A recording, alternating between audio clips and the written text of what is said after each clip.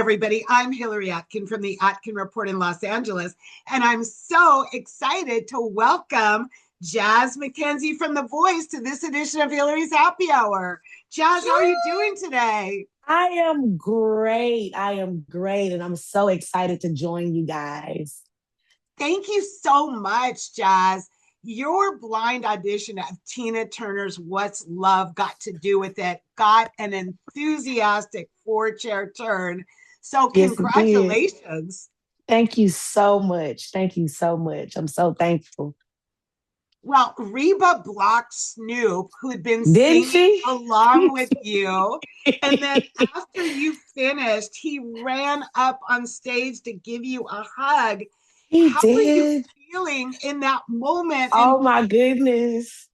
Oh my goodness. Words can't even begin to describe what I was feeling. I was nervous because I'm like, this is Snoop Dogg walking towards me, right? Like, oh my goodness. And he's so tall. So I'm looking up. But it was amazing. It was an honor to have him even acknowledge, anything with my audition and come give me a hug. That was a cherry on top. well, The cherry on Reba, top. who's responsible for blocking him, she got really emotional, speaking to you, saying how you touched her heart. You got emotional. Then everybody wanted you, Jazz. How did you make Yes. your decision on which coach to go with? I'll say this honestly from the beginning, of course, going in, I knew who the coaches were. And my first thought was Snoop Dogg. Naturally, this is somebody who I've been following forever. And he's like the coolest guy on earth. And then there was Michael Bublé, who was my second option because I grew up listening to his music. That's the Christmas King. I love Christmas. And so I grew up listening to Michael Bublé as well. And then you've got Reba, who's this huge figure who was a major staple in my childhood as well with the TV show and all of the things. So it was a hard decision. I'll say that it was one of the toughest decisions ever. So ultimately, somebody gave me a little tip. They say, your first mind, when you come in, you think but the advice is to listen to what every coach has to say. Because one of them may say something that may snatch you. And that was literally my testimony. Both Reba and Michael both poured into me, and it was more spiritual than anything else. Of course, I couldn't go with Snoop, so I couldn't even consider him as an option. But Michael initially, a lot of the things that he said, it grabbed me. It truly did, and I felt like there was divinity there, and I went with Michael. But yes, both Reba and Michael had me up there crying my makeup off. Okay. Well, I think we have to mention one important thing. Michael trying the luck of the Irish by Did he putting not try the look of the Irish and then the dancers came? the dancers. And then Niall That was was doing the hilarious. jig with them because, of course, Yes. so Then Snoop Dogg got up and got the crip walk going. I wanted to get loose in that moment too, but I give you a little secret. My feet, they were hurting. So it was, I had to stand still and just sway a little bit, just give them a little sway. But that was a beautiful moment. Unexpected and so beautiful. It was so much fun. I've never seen anything like it on the show. It was so much Really? fun. No, That's crazy.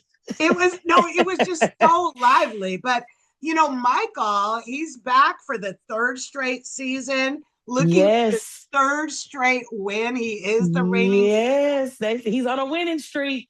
He's on a winning streak. What have you learned from voice champion Michael so far? I have learned from Michael to a keep the integrity of a song, those types of things, just to be courageous and be bodacious. You know what I mean? Those things have charisma. Those are things that I've learned from Michael just along watching his journey as an artist, and now to be a part of his team and to have a one-on-one um, conversation with him after the blind auditions was just beautiful. It was beautiful. And that's what I've learned, just to stand boldly in my gifts. Tell me more about your musical background and some of your influences. Absolutely. So my musical background, I can't speak of anything that I've done now without going back to my mom. And my mom she's a singer. My grandmother is a singer. Her siblings and all of their generations, all of their kids and their lineage is music all throughout. All of them sing. My maternal side is heavy in music. So that's what I grew up seeing. So our family reunions, our weddings, funerals, birthdays. You couldn't touch a plate without singing a note. So, that's literally my background in music. And then now to move to Huntsville, Alabama, that's where I really got my foot in the ground with performing. I did one performance back in 2018. I'll go back, I'll rewind. I joined a musical fraternity in college by the name of Sigma Alpha Iota, which is an international music fraternity for women. And there is where I had my first chance to sing outside of church. And I got to sing, I sung Midnight Train to Georgia.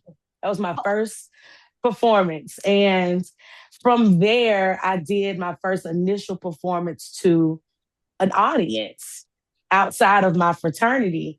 And there, I have not stopped singing since. It was called R&B Vibes Live here in Huntsville, Alabama. And from that day, I got the chance. And I wasn't even supposed to be on the lineup that day. I was scheduled to be a background singer. And the headliner that night got sick. So they were like, well, can you do it? And I'm like, I think so. I think I can. And here I was pushed in this position. And it was the jump start to my career. I hadn't stopped singing since.